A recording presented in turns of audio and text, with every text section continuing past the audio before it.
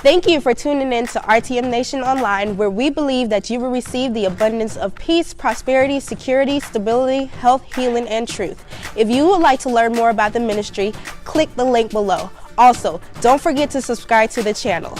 Now let's get into the message. You know, you may be seated. I really thank you for the time that we've spent together talking about common sense, and we're going to continue that conversation today. One of the things that I wanted to just kind of throw out to get us all oriented, you know, part of what we do here in these common sense conversations is we try to link it to something that you would likely to see all the time. Because if we can link it to something that you see all the time, then every time you see that thing, the message is refreshed and renewed in your mind. We talked about stop signs and red lights once. We talked about it in the sense of you don't have a situation in your life where a stop sign or a red light go and jump in the street and stop your car for you. You got to stop your car for yourself. When we were talking about last week being trustworthy, we used a gift box. We used a gift box and we said, if someone came up to you and they said, hey, give me $1,000 for this gift, and you didn't know what was in the box, you would probably look at them like they were crazy if you didn't give them some selective words that you may not want to tell us here in church. The whole bottom line with that is that when you call somebody trustworthy, you call them that after you've confirmed who they are. Today I'm up here with a vacuum. And that'll make a whole lot of sense to you soon. And I thought a lot if I wanted to plug that in, but I figured since it's recorded, I didn't know how that would work. It may end up just messing up the audio. But yet and still, it's a good visual, and it's a visual I so hope that you keep in mind when we're done, even if it's just looking at it right there. But let's go ahead and jump into what we want to talk about today. You know, we have just come out of a discussion about being trustworthy. And just for those of you who may not have heard the message, who may not have been here, here is a brief summary of that. You shouldn't label someone as trustworthy on speculation. A person should only be labeled by you as trustworthy after you have taken the time yourself to verify who they say they are. Thus, we said the word trustworthy describes itself in reverse. Because before I give you my confidence, I first verified that you are worth my trust. So the determining that you're worth it becomes before I give you my trust. We liken trust to a credit score in the financial realm.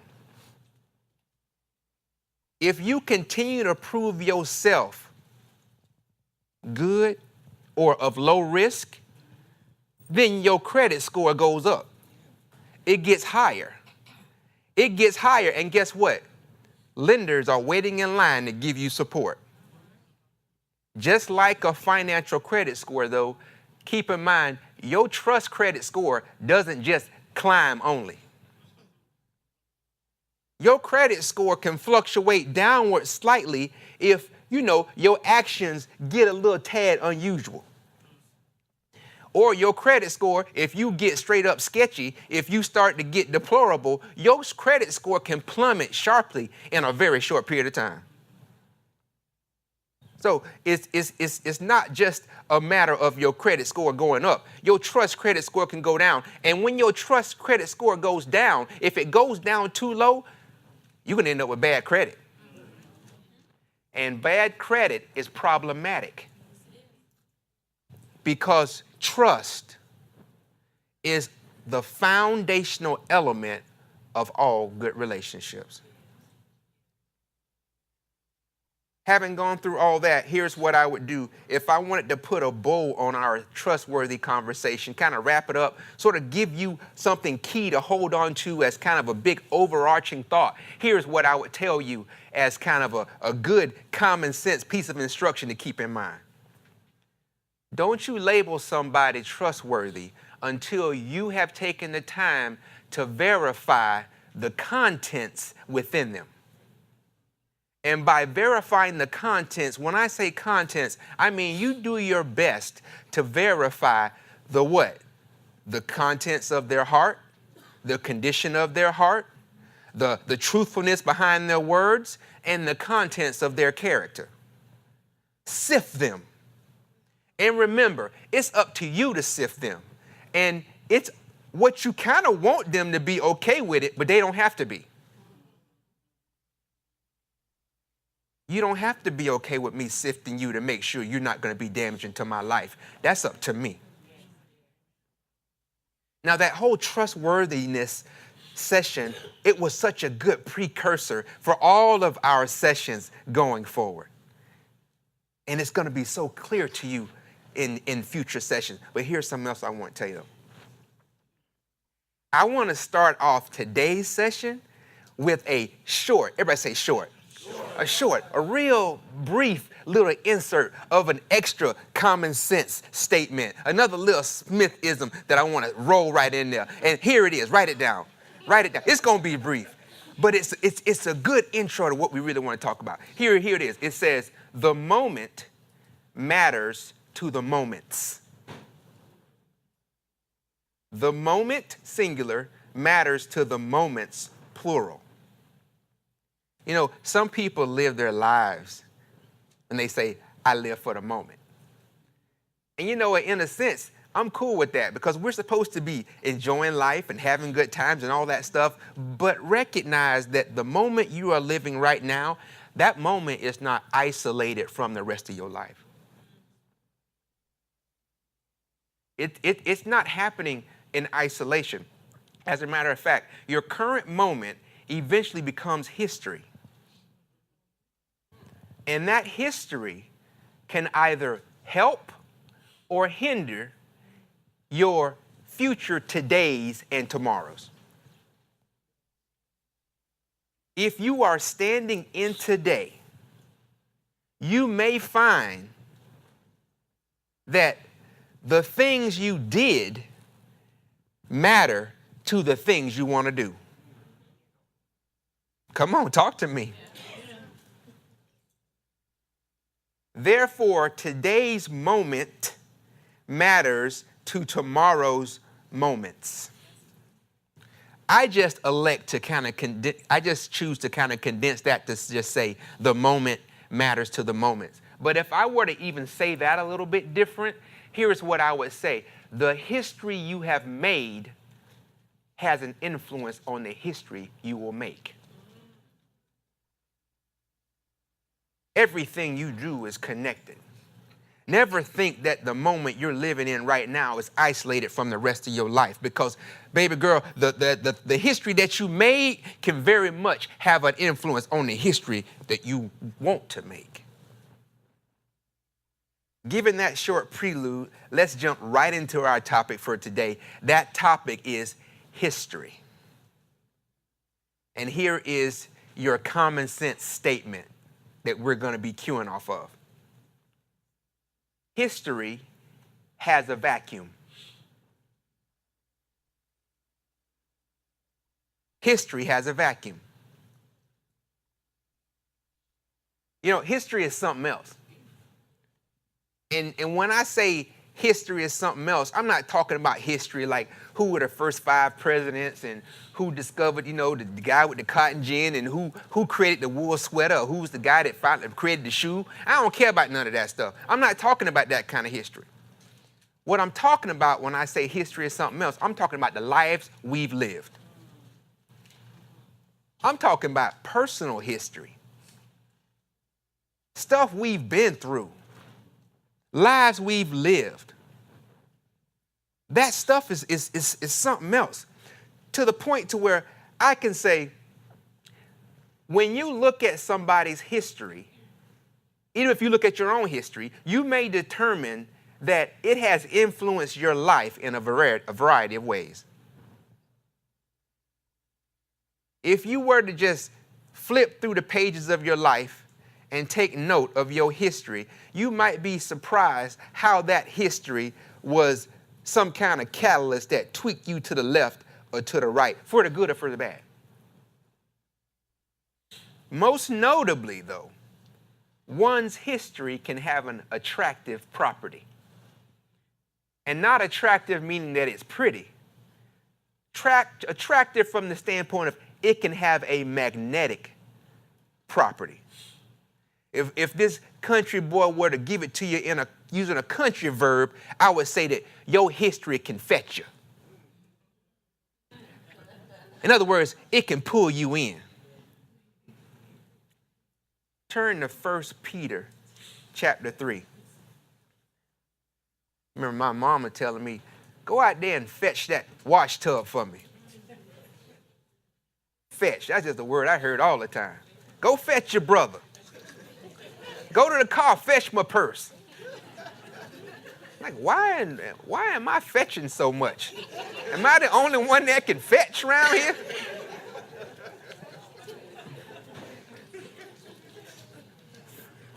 First Peter chapter 3, we're going to start off in the King James Version. We're going to just start off with just this verse 1. This verse 1 is directed towards wives and what wives should do as far as relation to their husbands. But it's just a good verse to kick off what we're talking about here. King James Version says, likewise, ye wives, be in subjection to your own husbands, that if any obey not the word, they also may without the word be won by the conversation of the wives. That same verse in the NIV Bible. Wives, in the same way, submit yourselves to your own husbands, so that if any of them do not believe the word, they may be won over without words by the behavior of their wives. This verse recommends, instructs, whatever word you want to put in there that if you're a woman don't make you get a little irritated. It asks for women, to be good wives to their husbands.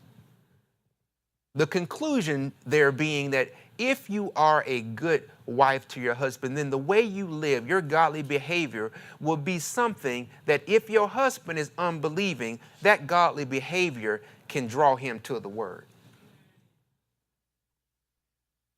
This is talking about not just respecting your husband's authority as the head of your union one time.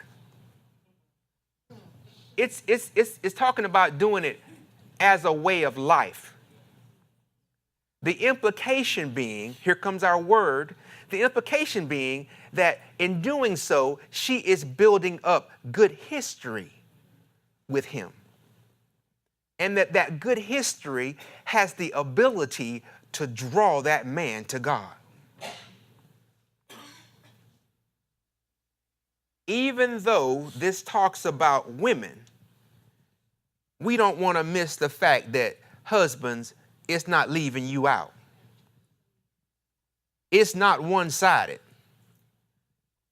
As a man, you should be just as focused as leading a godly life before your wife as she is in living a godly life before you. Go back to that same chapter, at this time in the Message Bible. Let's take a look at that, because we're going to bring everybody into this, not just wives. Starting in verse 1, 1 Peter chapter 3. The same goes for you wives. Be good wives to your husbands, responsive to their needs. There are husbands who, indifferent as they are to any words about God, will be captivated by your life of holy beauty. What matters is not your outer appearance, the styling of your hair, the jewelry you wear, the cut of your clothes, but your inner disposition. Cultivate inner beauty, the gentle, gracious kind that God delights in. The holy women of old were beautiful before God that way, and were good, loyal wives to their husbands.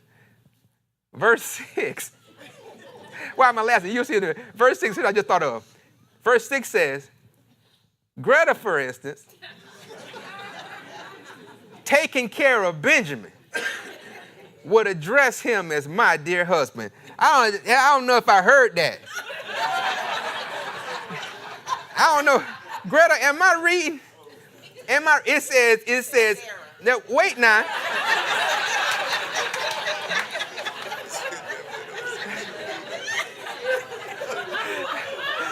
You know what? See how she acting? Let me give y'all a quick Smith story. Yesterday afternoon, we're driving home. We're in the car. It's mid-afternoon, so we end up pulling up in the driveway. I let the garage up, and we pull in the garage, and I turn the car off. Now, we both ready to get in the house. We both ready to go. So here we go. I turn the car off. She looks over her shoulder at me and say, "Will you check the mailbox?" Now, there's a whole conversation about that I can't get into, but she knows how I feel about checking the mailbox. So she said, "Will you check the mailbox?" I look back over my shoulder at her and I say, "I'm not concerned about the mail.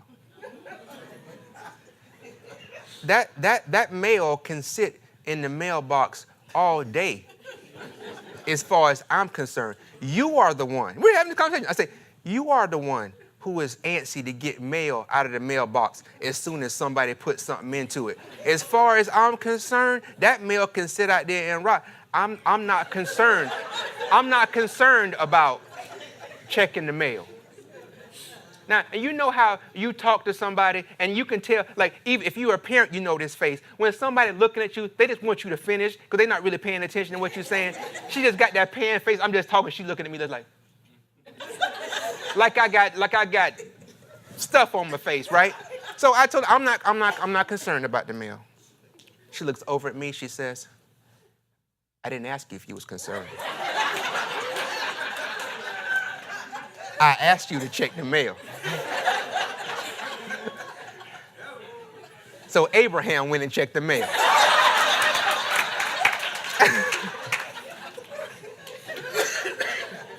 Anyway, apparently it is written incorrectly in my Bible. So let's read this verse the way apparently it's written in Greta's Bible. Once again, we're talking about just not just wives be godly alone. It's husbands and everybody. We don't want to bring everybody in. But verse 6, as it's printed properly in most Bibles, reads like this. Sarah, for instance, taking care of Abraham, would address him as my dear husband. You'll be true daughters of Sarah if you do the same, unanxious and unintimidated. The same goes for you husbands. Here we go. The same goes for you, gentlemen. Be good husbands to your wives, honor them, delight in them. As women, they lack some of your advantages. Just to cue that up a little bit better, the Amplified Classic makes that a little bit clearer. It's talking about that you need to honor and be good to her and take care of her because physically she's weaker, not mentally, not capability-wise. Just you made more than you can pick up a log and she can't.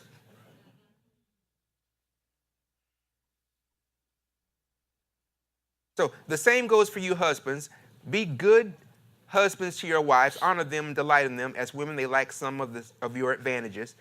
But in the new life of God's grace, you're equals. Treat your wives then as equals so your prayers don't run aground.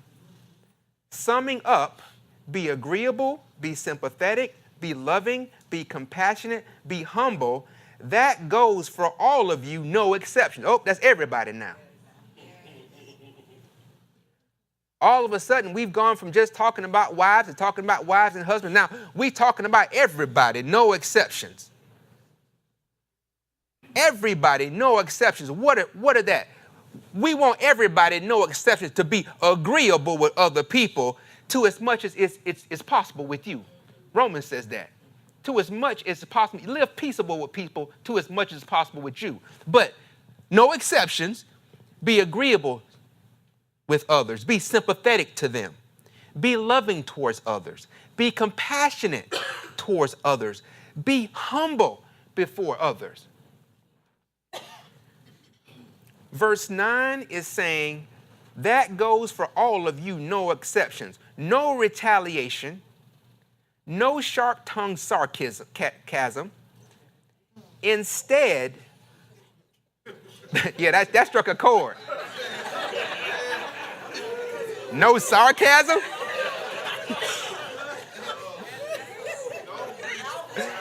Let me tell you, in my house, if sarcasm was a grenade, Greta would have blew me up 20 times over in a day.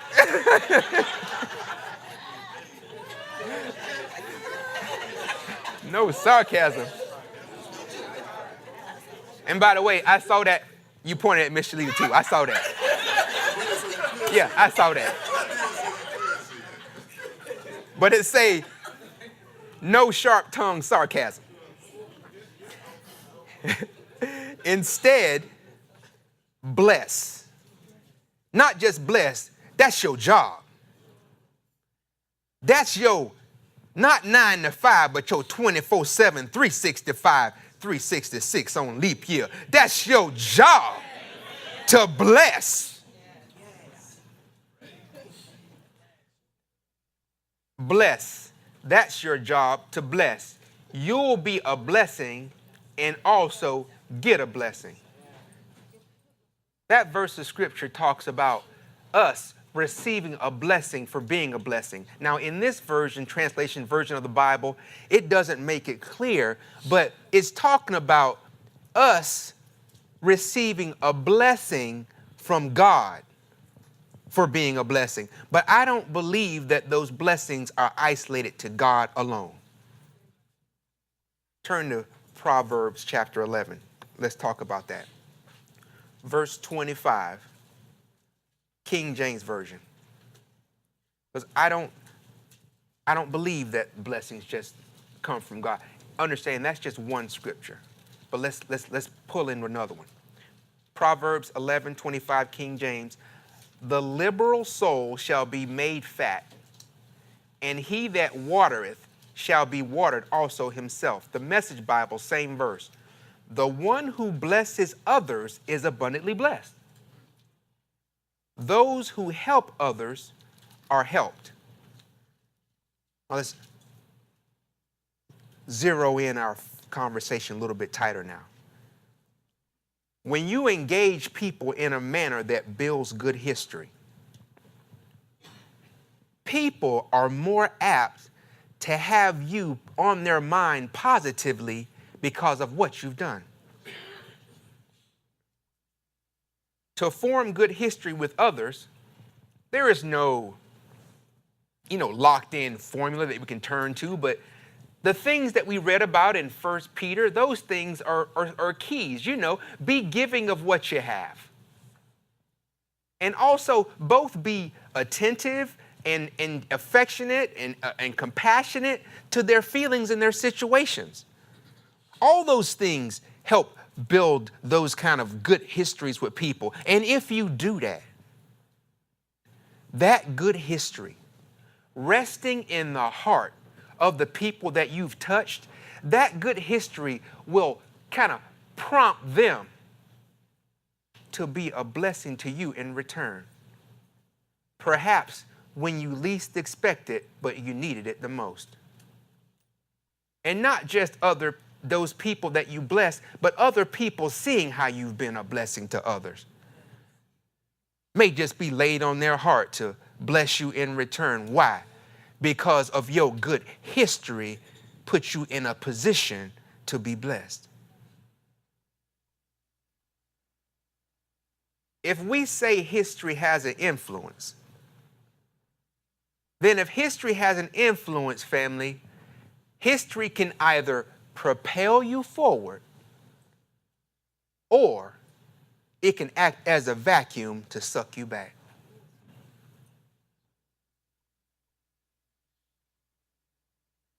If we want to talk about history, recognize that history can either be a launching pad that propels you forward, but it can also be that vacuum that sucks you back. For our time together, what we want to talk about is we want to talk about the vacuum side of history and how that relates to stability. Let's dive in a little bit deeper. When a person is moving forward in life and becomes a little unsure, becomes a little uncertain about what to do, the tendency is for that person to turn back to what he or she once knew. First, the turn back is mental, but eventually the body follows also. It happens when that person is, you're a tad unsure, standing in today, what to do. The tendency is to turn back to what you knew. And that person turning back, that's only natural. It's natural because it is natural for people to crave stability. Stability promotes certainty, and certainty provides a certain level of comfort. You know what the odd part of that is, though? The odd part about it is certainty can be comforting even if the conditions surrounding that certainty is not good for the person. Let that sit in for a second. We're going to hit on it again, but certainty can be comforting even if the conditions surrounding that certainty is not, good for the person.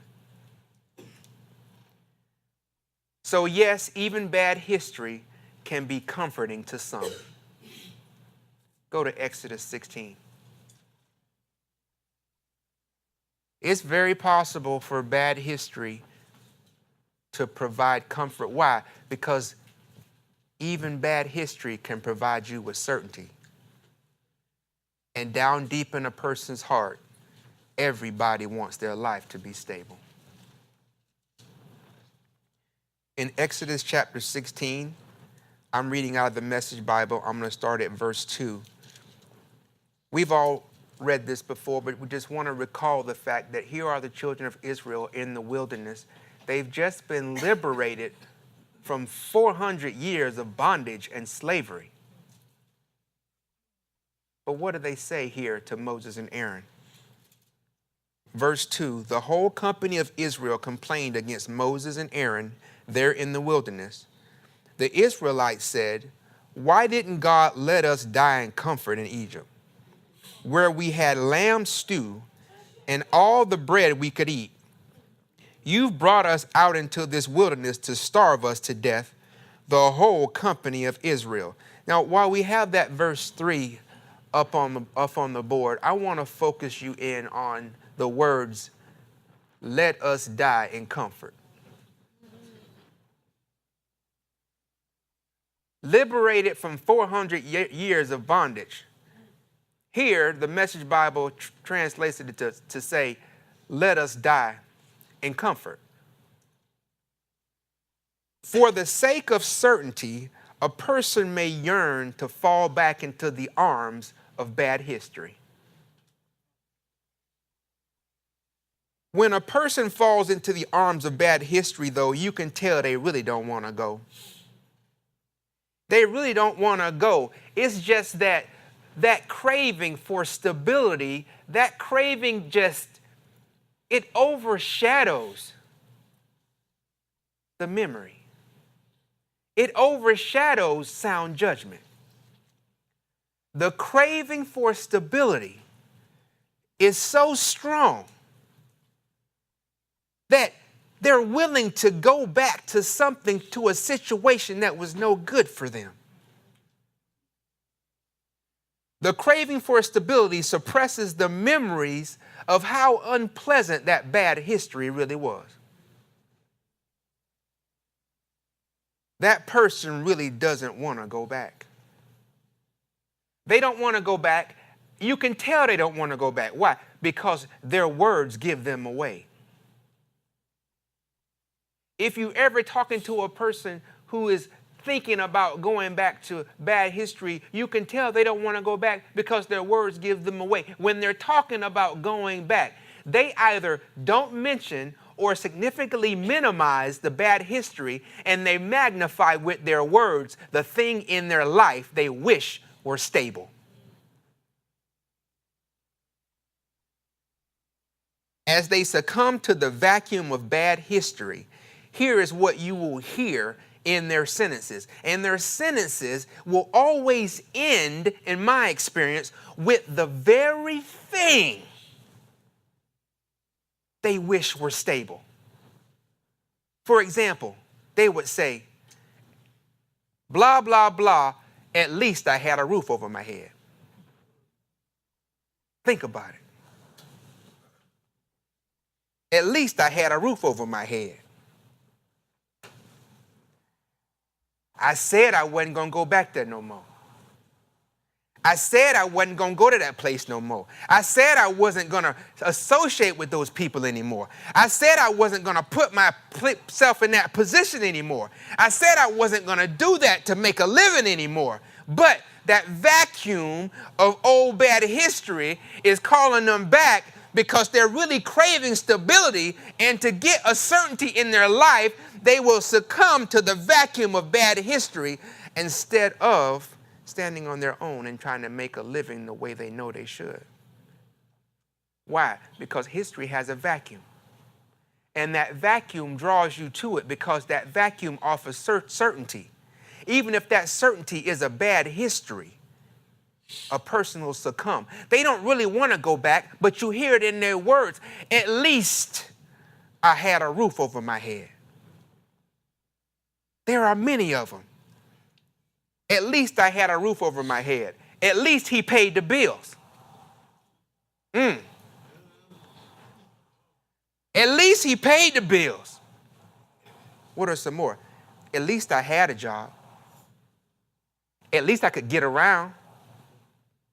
At least I had food on the table. The words give them away. The words end with the thing in their life they wish were stable. At least people knew me there. At least I wasn't by myself. In the minds of some, bad certainty is better than none. In the minds of some people, bad certainty is better than none at all. If that's you, I want you to stop turning back to your bad history. That bad history might call you, but you ain't got to answer. That bad history, it may make you an offer, but bless you, but you don't have to accept that offer.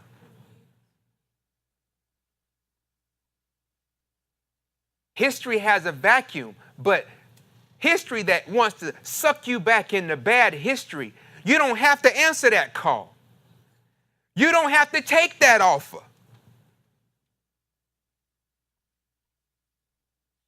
That is not the kind of stability that we are aiming for in our life. We don't want you to settle. I don't want you to settle. God doesn't want you to settle.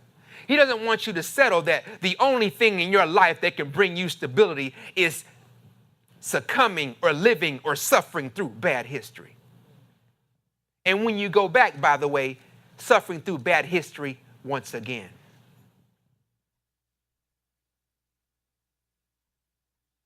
As a matter of balance, everybody say balance. Balance. Pastor likes to give you balance.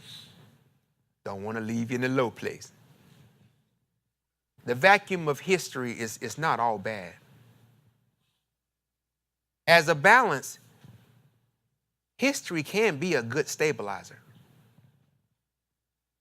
Remember, when we talked through 1 Peter chapter 3, we said that if a person takes the time to build a good history before somebody, that good history can be beneficial. In the case of the wife, husband, husband, wife, all of that, living godly and living good, that can be something that draws the person to God. And that's just one example of how good history can be a good stabilizer. When others take notice of good history, good things can happen.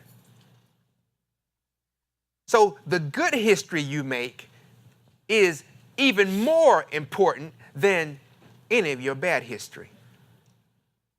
That's why we want us to build good family relationships. Because those good family relationships give you a collection of good history that can mean something in your life and make that history vacuum stabler or a stabilizer. That's why we want you to hold on to those good key friendships in your life and keep them close. Because good friends can be a good vacuum based on good history that can stabilize your life. That's why we want the people in our circles to be trustworthy.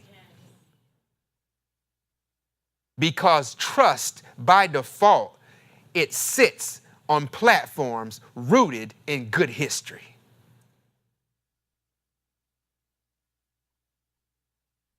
In fact, history can be such a good stabilizer that if you've fallen or been knocked down, the vacuum of good history can pull you back to your feet.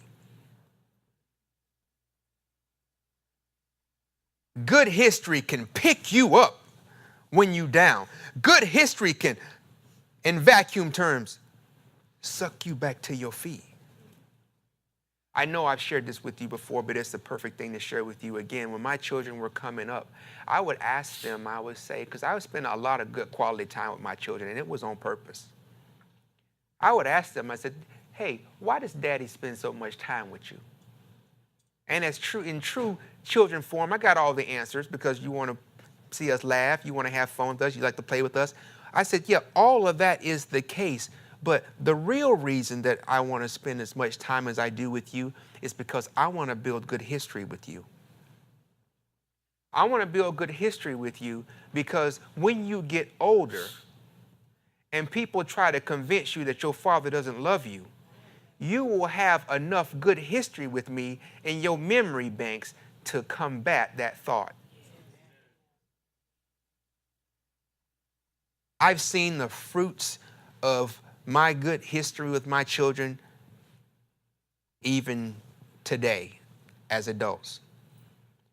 As adults, it's nothing to have one of my children come and we can talk about some of the weighty issues in life that they're going through. Why? Because of that good history.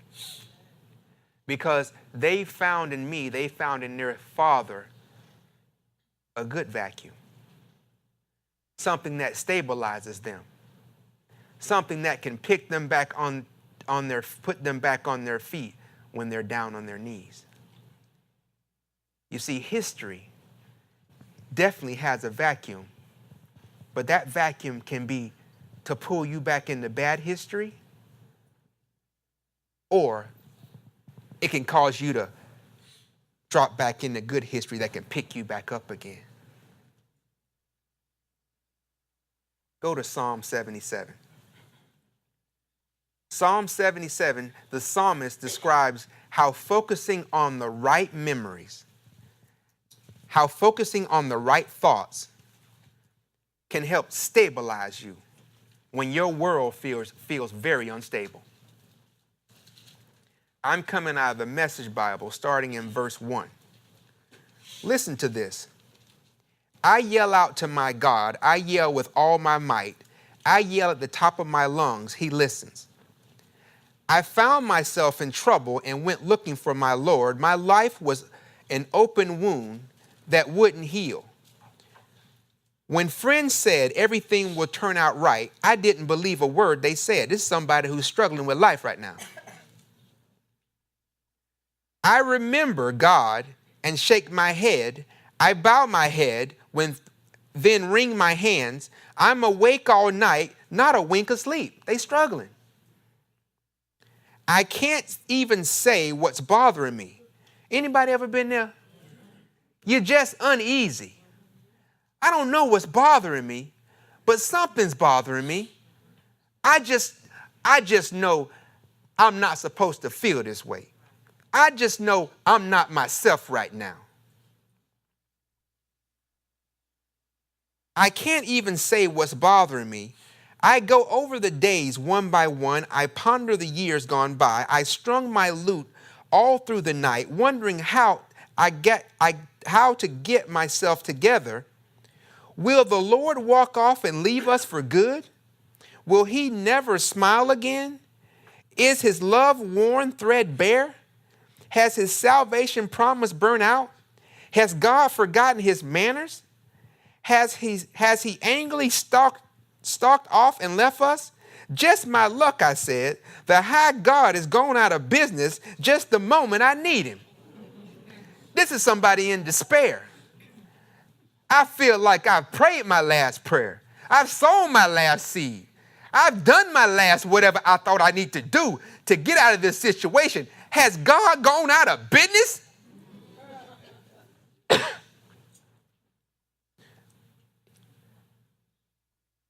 Just my luck, I said. The high God goes out of business just the moment I need him. But verse 11 gives us our vacuum of good history. Once again, I'll go over what God has done. Lay out on the table the ancient wonders. I'll ponder all the things you've accomplished and give a long, loving look at your acts. Just when I think my God has forsaken me, I'll look back on all the things that he's done in the past. And that good history will slap me back to my senses. We're not going to turn there, but remember the prodigal son in Luke 15? The prodigal son told his daddy, he said, give me my inheritance and let me go off and do what I want to do. Daddy said, here go your money, boy. Here go your money, gone. And the boy went off and ended up getting himself, once he got all broke, got himself in a certain situation. My Bible reads, though, when he got himself in that certain situation, at some point in time, he started to reflect on his father's house. The King James Version said it like this. The boy was out in the field feeding the pigs, and oh my goodness, he came to himself. He came to himself. In other words, he started saying to himself, what am I doing out here? Why am I putting myself in this position? Said a little bit more specific to what we're talking about, he began to reflect back on the good history. And that good history slapped him in his face and pulled him back to his senses and stood him back on his feet. That's what good history can do for you. Good history can wake you up when you sleep on your feet. Good history can pick you up when you've made a decision that has nothing to do with God's best for you. Good history can call you forth and say, you know that's not what you're supposed to be doing, and straighten you up. Oh yeah, history has a vacuum, but the vacuum can be good or bad. When we talk about history has a vacuum, that means that we want always for our history to be beneficial to us. We never want to have a history, if it's up to us, that is no good for us.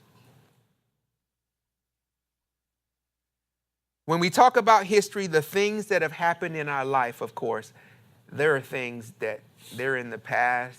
We can't do nothing about them. They're done. They're done. Now, what we can do, though, we can do something about working on how we let them things affect us.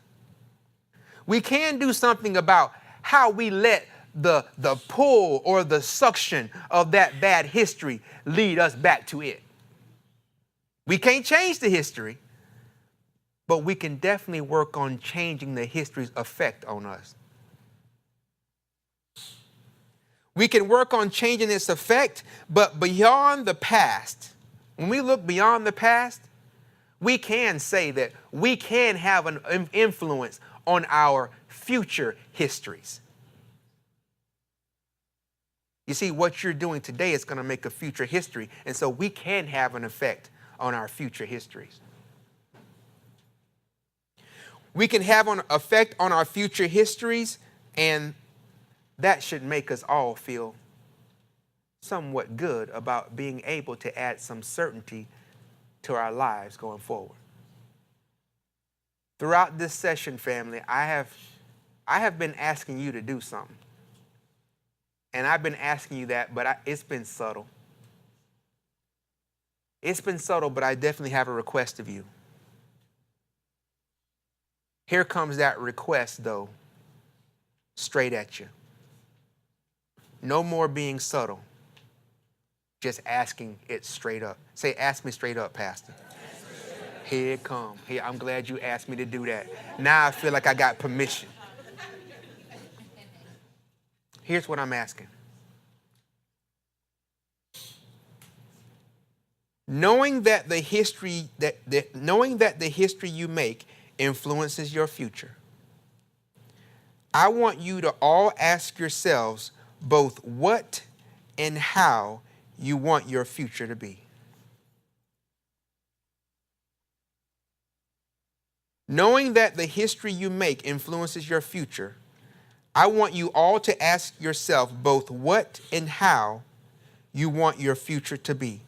Keep in mind, loved ones, what you want your future to be is different than how you want your future to be.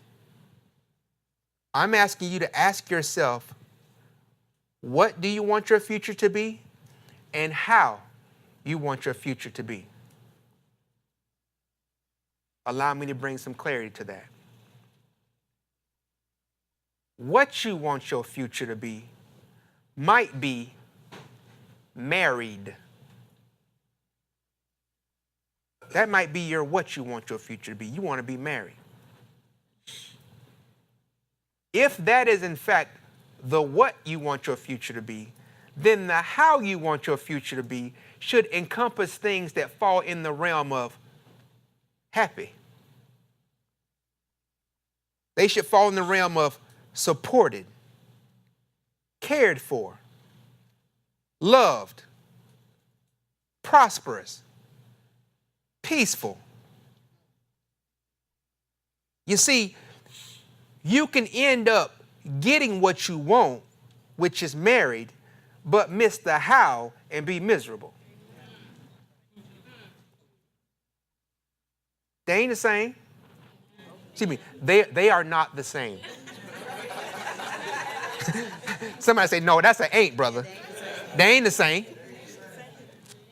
They ain't the same. A lot of people have found themselves in that boat. They got what they wanted, which is married, but they missed the how and end up being miserable. Let me slide in a little bonus Smithism for you. You can write this one down if you want to, but it's going to make so much sense to you, you're going to remember it just flat off the flip. Here it go. A person can end up getting what they want, but not getting what they want the way they wanted it.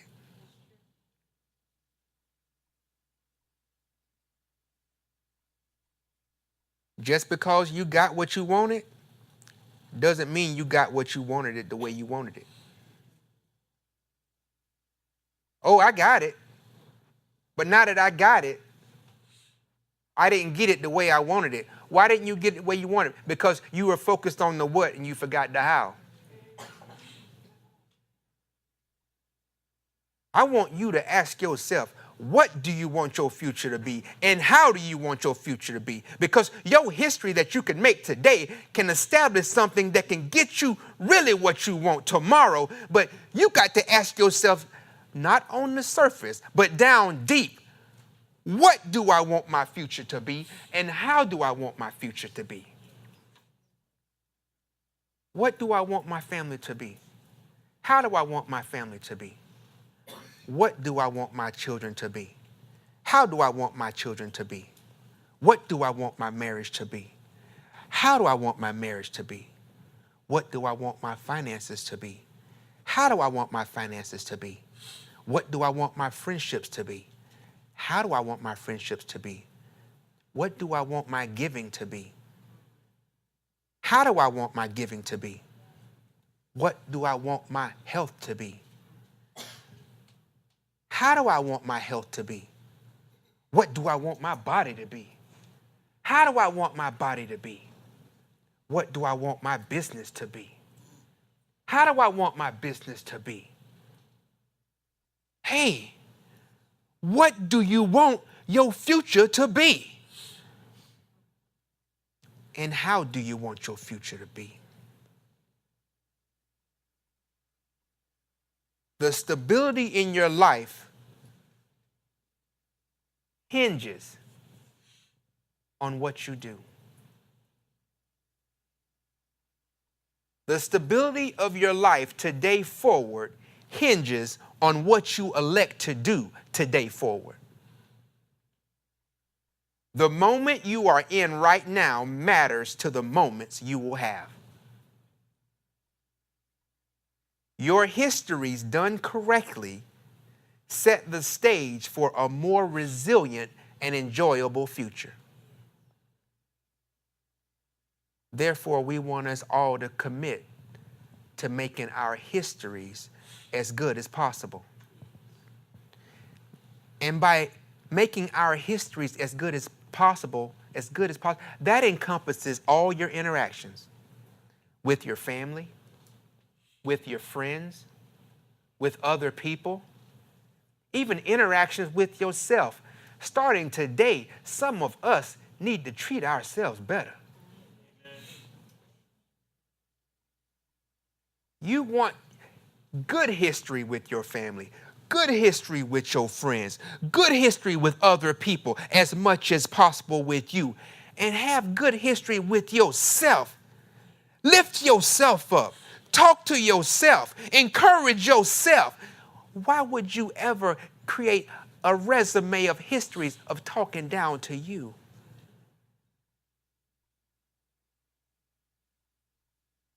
For as much as it's up with us, I can probably say, I'm sure that most of us, if not all of us, if we had our way, we would want all of our histories to be positive.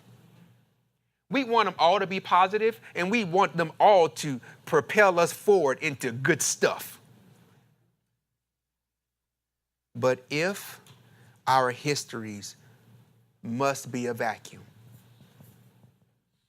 if any part of our histories must be a vacuum, then I want us all to do our parts to make sure that the histories we establish, those histories are able to keep us oriented towards God. And if necessary, those histories can pick us back on our feet. History is a vacuum. It has a vacuum. That vacuum can be good, that vacuum can be bad. But as far as us, as far as our family here in this house,